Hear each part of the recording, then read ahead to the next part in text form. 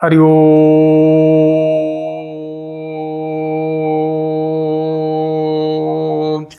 Hello everyone, myself Santosh Chaubey. Today we shall discuss a very important and trending topic. और जो topic पे हम लोग बात करने जा रहे हैं, इस टॉपिक का जो इंट्रो है मैं आपको एक गाने के माध्यम से करना चाहूंगा। 1975 में फिल्म जख्मी और उस फिल्म का जो है गाना आप सुनो। तुम्हें चांद पे ले जाए, मेरे सपने सजाए,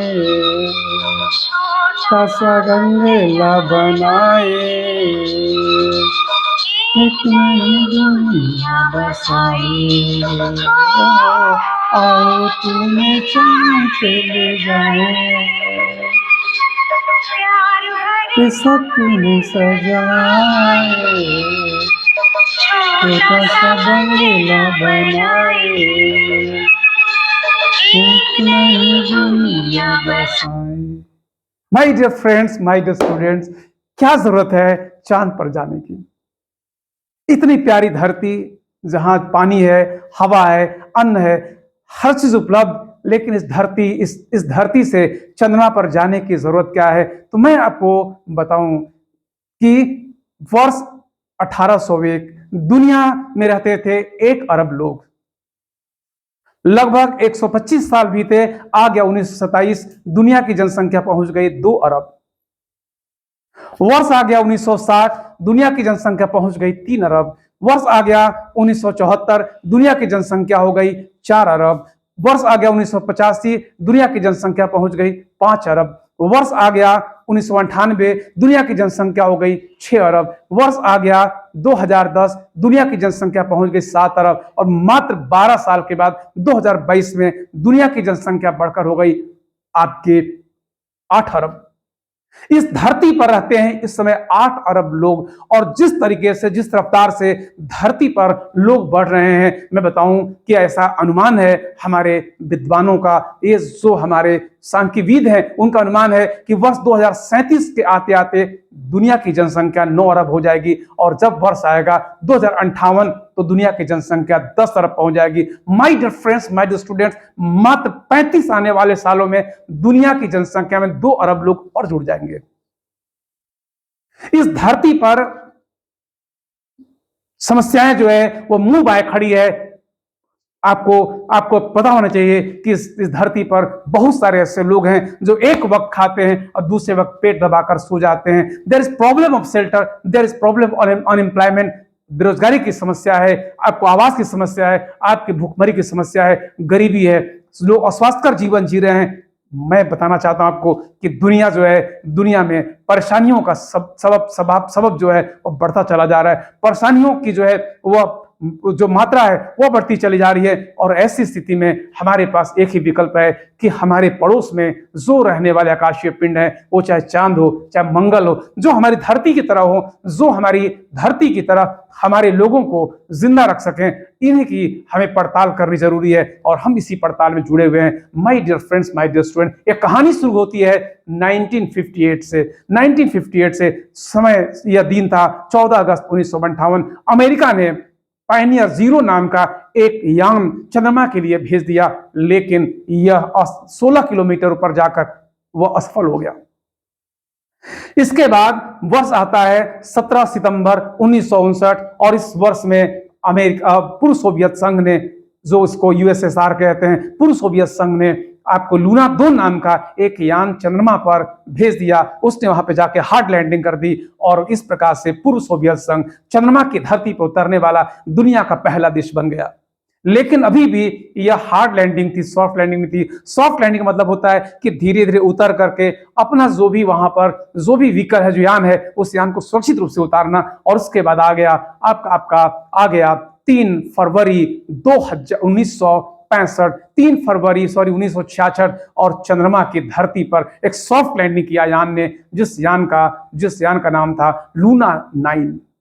वहां से लेकर अगर हम आगे जब हम लोग बढ़ने लगे, इस प्रकार से पूरी होड़ मच गई। एक तरफ पूंजीवादी राष्ट्रों का मुखिया अमेरिका, और दूसरी तरफ आपको जो साम्यवादी दल थे उनका मुखिया पूर्व सोवियत संघ के बीच में। और इसमें बताना चाहूंगा कि 20 जुलाई 1969 में चंद्रमा की धरती पर मानव ने अपने नन्हे कदम रख दिए। कहते हैं ना कि भाग कर कोई कहां चला जाएगा रण से, जिंदगी का युद्ध तो लड़ना पड़ेगा प्राणपण से। ठीक है, समस्याएं हैं, प्रॉब्लम है, लेकिन प्रॉब्लम का समाधान तो करना पड़ेगा। और ये दुनिया भी ये मानव के कद छोटे ही सही है बड़ी शक्तिशाली। चांद भी आप वाकिफ हो गया मानव के नन्हे चरण से, चांद भी वाकिफ हो गया मानव के नन्हे चरण से। और वो 20 जुलाई 1969 चंद्रमा की धरती पर उतर गया एक यान मानव सहित। और उसके बाद वहां से लेकर यहां तक अगर बात करें 135 चंद्रयान 3 को अगर हम जोड़ दें तो उसको 3 को जोड़ते हुए 135 जो है मिशन, 135 अभियान चंद्रमा पे जा चुके हैं, जिसमें सबसे अधिक अमेरिका ने 59 यान भेजे हैं। और उसके दूसरे नंबर पर है पूर्व सोवियत संघ, हालांकि वह विघटित हो चुका, अब उसी से 15 राष्ट्र बने हैं। और उसका उत्तराधिकारी देश है रूस। तो हम बात कर सकते हैं कि रूस ने अभी तक 58 एक प्रकार से अभियान भेजे हैं। भारत की जहां तक बात है, भारत भी अपना 3 मिशन भेज चुका चांद के पास।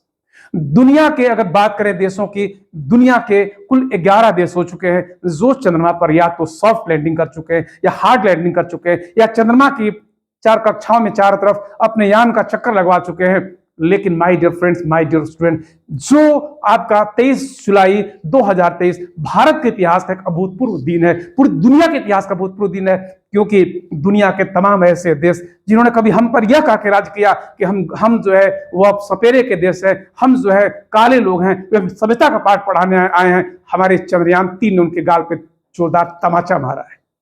This is the moment of rejoice. This is the moment of celebration. हमारे चंद्रयान ने ये दुनिया को दिखा दिया कि भारत का विज्ञान कितना समृद्धशाली विज्ञान हो चुका है। भारत विज्ञान के क्षेत्र में किस प्रकार का महाशक्ति बन गया है कि दुनिया का अभी कोई भी देश चंद्रमा के उस धरती को क्षेत्र में नहीं पहुंच पाया जहां हमारा पहुंच गया चंद्रयान 3। चंद्रयान 3 ने चंद्रमा का जो दक्षिणी पोल है उस पर उसने सॉफ्ट लैंडिंग करके दुनिया के लिए कीर्तिमान बना दिया।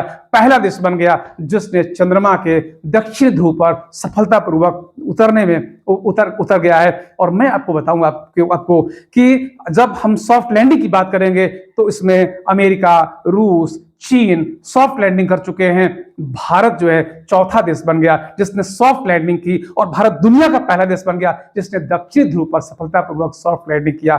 My dear friends, my dear students, जहां तक हमारे भारत की बात है तो 1962 से भारत के अंतरिक्ष की कहानी शुरू होती है Indian national committee for space research की स्थापना के द्वारा। और उसके बाद फिर उसी जो कमिटी थी भारतीय राष्ट्रीय अंतरिक्ष अनुसंधान समिति, उस समिति की सिफारिश के आधार पर भारत में 15 अगस्त 1969 को इसरो की स्थापना हुई थी। और उसके बाद 19 जुलाई 1975 को भारत में आर्यभट्ट नाम का उपग्रह पृथ्वी कक्षा में स्थापित किया। और उसके बाद 10 अगस्त को बताना चाहूंगा कि 10 अगस्त 1979 को भारत ने अपने खुद के यान आपके जिसका नाम था SLV के माध्यम से रोहिणी 1 नाम का उपग्रह पृथ्वी कक्षा में स्थापित किया। हालांकि वह सफल हो गया। फिर आगे 18 जुलाई 1980 और भारत ने सफलतापूर्वक अपने ही यान के माध्यम से रोहिणी 2 नाम का एक उपग्रह पृथ्वी कक्षा में स्थापित कर दिया था। मैं बताना चाहूंगा वहां से फिर भारत में पीछे मुड़कर देखा नहीं है। सैकड़ों की संख्या में दुनिया के तमाम उपग्रहों को हम पृथ्वी कक्षा में सफलतापूर्वक स्थापित कर चुके हैं। और मैं बताना चाहूंगा कि इसके बाद